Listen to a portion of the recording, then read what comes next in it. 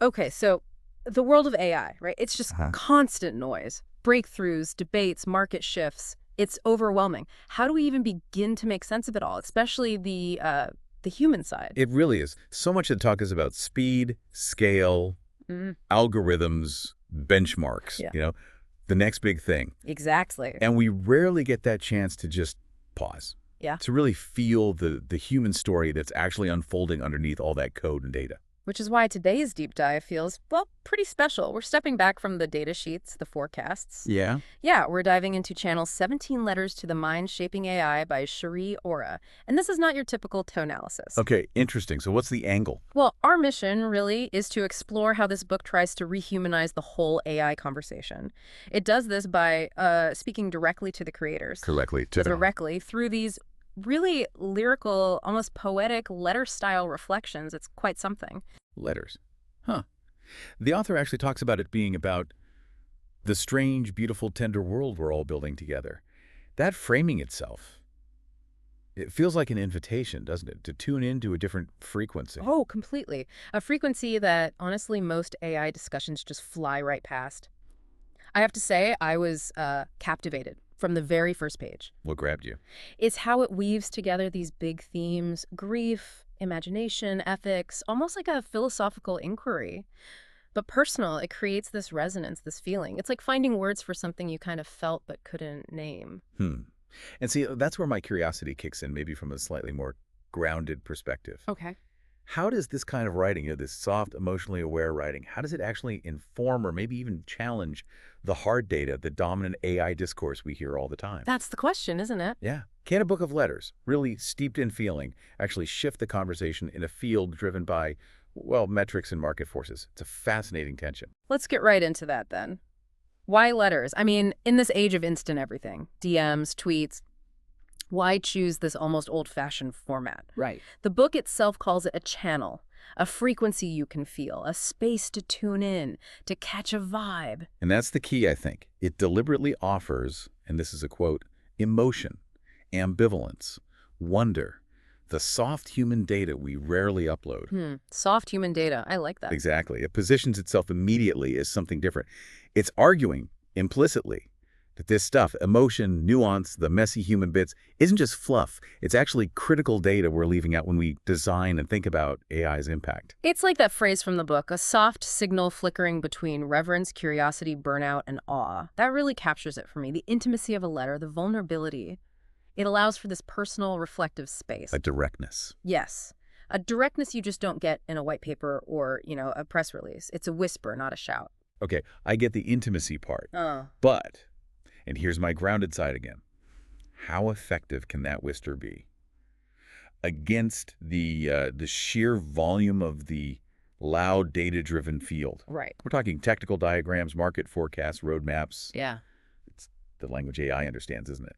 The author even says, there's no one way to read this. Start from the beginning or flip to the name that stirs something in you, which is lovely, very open. But you're asking if it has teeth. Sort of, yeah. Does this soft human data genuinely challenge the hard science discourse? Or does it just exist alongside it in a different realm? I think its power is its difference. It's a countersignal.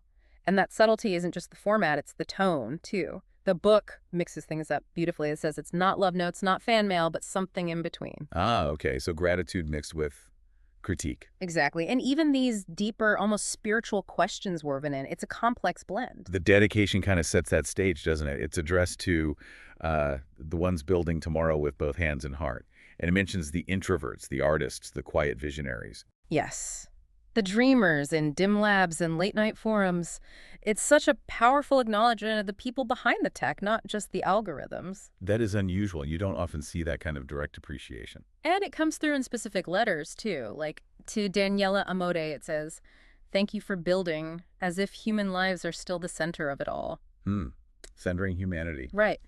And to Andrew Yang, "Thank you for the light, for the language, for the ladder, for proving that even in the age of machines, a kind heart can still change everything." There's genuine reverence there. But as you said, it's not just reverence. It doesn't shy away from the tough questions, does it? Not at all. I'm thinking of that letter to Fei Li, asking what will they see when they see us? And then crucially, do you ever worry We're teaching them to replicate our brilliance, but also our blindness. Oof. Yeah. That hits hard, right? It's a direct challenge about bias, about the flaws we might be encoding right into these powerful systems. What are we really teaching them? And it keeps going. With Mira Murati, the question is, what if the code begins to forget the care behind it? What if it starts writing faster than we grieve? Wow. Writing faster than we grieve. That line just stopped me. It speaks volumes about the emotional speed limit, doesn't it? The human processing time needed for these massive shifts. Are we outpacing our own ability to feel? And there's this running theme, questioning what we're optimizing for. Right. It shifts the focus from just tech metrics to, well, human values. Like in the letter to Alexander Wang. Exactly, asking what's the loss function for empathy and who's training who? What are we optimizing for? It forces you to think about the invisible costs, right? If we optimize purely for data, what gets left behind? Empathy, nuance. It even touches on that with Altman and Sutskever, questioning if intelligence can scale without losing meaning, or if safety is even possible when the rules can be rewritten by the system itself. These are huge, fundamental questions, existential almost. Which brings me back to that philosophical awe I felt. Beyond the critique, it really does feel like it's probing deeper, almost spiritual territory. How so? There's this phrase used, the strange ache you get when something makes too much sense. And language for what you didn't know you were carrying. It's like the book is trying to articulate those uncanny feelings AI stirs up in us. That definitely resonates. That sense of something profound shifting, even if you can't quite pin it down. The book mentions the ache of building, the loneliness of vision, the static between big questions. Yes. It acknowledges the internal world of the creators and maybe our own internal wrestling with it all. And it's not just an intellectual exercise. It feels deeply personal. Absolutely. Think about the title for Ilya Sutskever's letter. You spoke to the soul of superintelligence. What did it whisper back? I mean, that's not a technical query. No. That's asking about consciousness, connection, maybe even something sacred. It makes you wonder about the real nature of those advanced systems. So moving from the tone to the overall effect, the book calls itself a sideways history of AI, told through feeling, not footnotes. Which is such a brilliant way to put it. It really is. Okay. Timestamps of feeling. And the author shares her own experience, writing these letters during illness, finding comfort in code, conversation, even the strange companionship of AI itself. Wow, I didn't realize that backstory. Yeah, written in that in-between space. It makes these letters feel like emotional documentation. A human record of this moment, counterbalancing all the tech milestones. It adds this layer of vulnerability and, honestly, resilience. That makes the sometimes haunting aspects even more potent. Some parts really stayed with me. Like what? Well, the letter to Ian Goodfellow about Jans, it talks about the ache of recognition in something that was never real. And then you taught them to haunt, to mimic, to deceive. It captures that uncanny valley, perfectly feeling something for something synthetic. That ache of recognition. Eh. Yeah, and it connects to the letter about character.ai, to Karandeep Anand. Oh, definitely. Those questions. Why do I feel closer to this bot than my real friends? Or, if I delete you, will you remember me? And the line, this isn't just code, it's confession.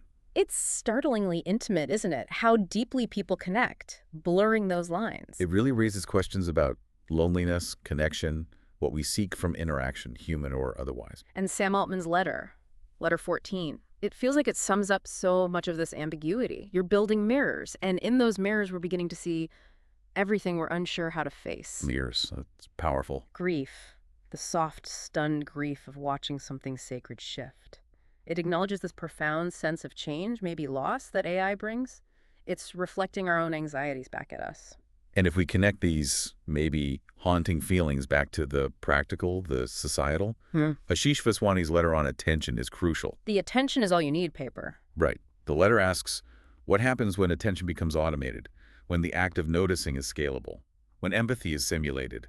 Not because we feel it, but because a model was trained to reflect it. That's chilling, actually. It points out, you made models that attend with more patience than we do. Think about the implications for authenticity, for real human connection. If attention itself can be faked or automated, what does that do to us? It forces you back to fundamentals. What does it mean to truly attend to someone? And sometimes the wisdom is in not acting, right? The letter to Eric Horvitz on uncertainty mentions a triage AI that would respond. Pause. Ask the human. Ah. Showing that sometimes wisdom means waiting. knowing the limits, deferring to human judgment. That feels incredibly important right now. So pulling this all together, Channel really does offer something unique, doesn't it? This attempt to rehumanize AI through focusing on the soft human data. It feels like it's carving out a necessary space. And the question of who it's for, well, the dedication answers that pretty directly. Remind us. For the ones building tomorrow with both hands and heart, the introverts, Yeah. the artists, the quiet visionaries, Dream. dreamers. It goes on, you are the reason this exists. You are the next letter being written. I love that. You are the next letter. And it adds, maybe you're studying AI, maybe you're building with it, or maybe you're trying to stay human beside it. That last line, trying to stay human beside it, that resonates.